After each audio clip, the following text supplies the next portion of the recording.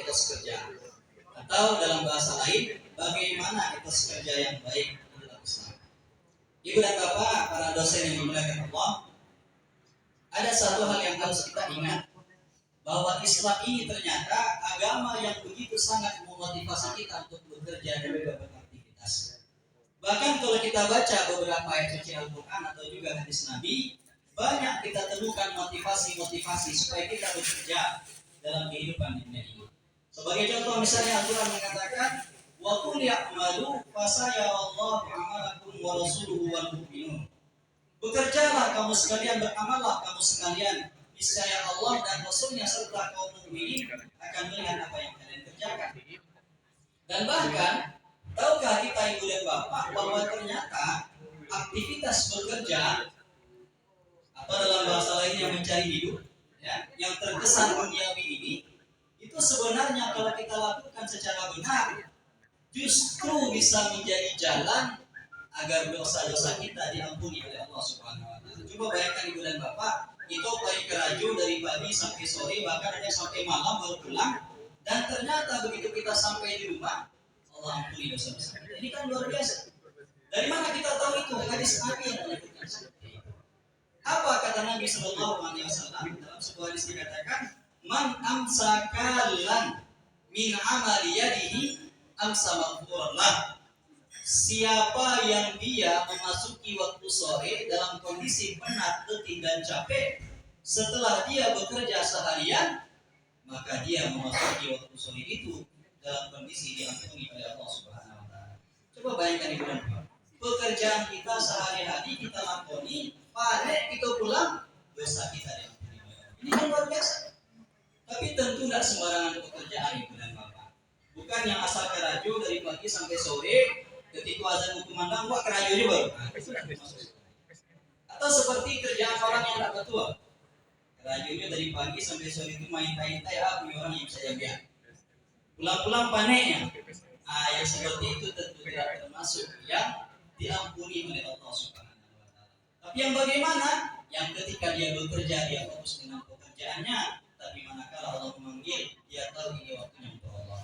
Ketika datang waktu zuhur, Allahu Akbar, datang dia dalam panggilan. Ketika datang waktu asar, dia pun juga hadir dalam asar.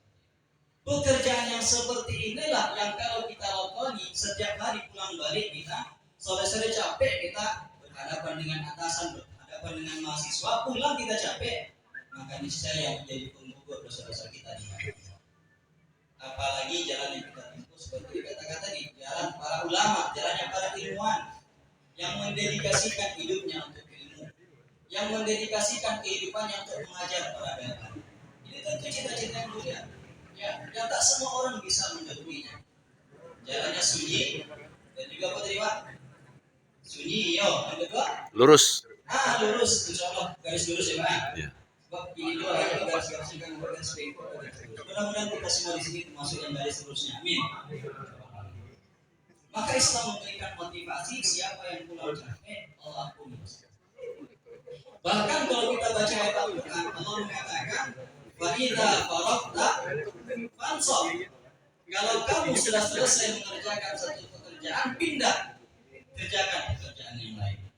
Jadi ibarat kata itu tidak ada sebenarnya cerita dalam Islam itu waktu kosong, waktu libur. Meskipun hari libur ada, tapi yang namanya libur tentu bukan berarti kita berhenti beraktivitas. Tapi yang jelas begitu kita selesai mengerjakan suatu pekerjaan yang bermanfaat, pindah lagi mencari pekerjaan lain yang juga bermanfaat. Bahkan dalam sebuah hadis Nabi dikatakan, andai besok itu hari kiamat, andai besok itu hari kiamat, dan di tangan kita masih ada benih, biji yang masih bisa ditanam. Ya, kalau zaman Nabi tentu Nabi mengatakan di tanganmu itu ada biji kurma, maka tanamlah. Kira-kira kalau besok kiamat biji kurma yang ditanam, dia tumbuh kira-kira. Capek kalau buat.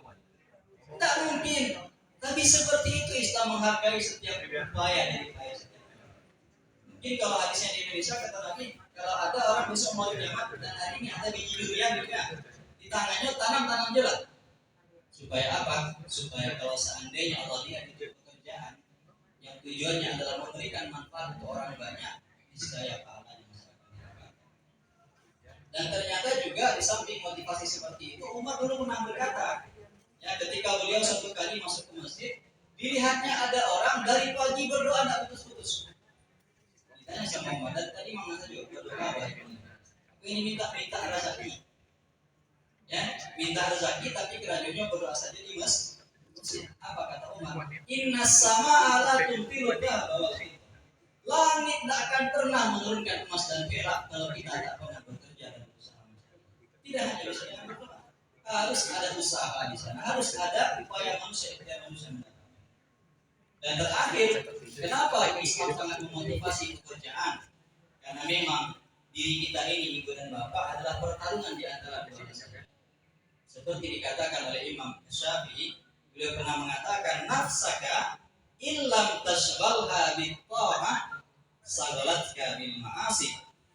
Dirimu itu kalau tidak kamu sibukkan dengan hal-hal yang bermanfaat dengan ketaatan, maka nanti dia akan disibukkan dengan perkara maksiat. Jadi memang ibu dan bapak, hidup kita itu sebenarnya bergulakan antara dua hal saja. Kalau tak kita isi dengan hal yang bermanfaat, maksiat yang akan menangkap. Kalau tidak kita isi dengan rencana-rencana kegiatan besar, kegiatan kecil yang akan mengisi. Maka sebelum waktu kita itu habis oleh perkara yang remeh, ya perkara-perkara yang mungkin banyak menghabiskan waktu. Maaf, misalnya sehari-hari itu kita mana lebih banyak interaksi dengan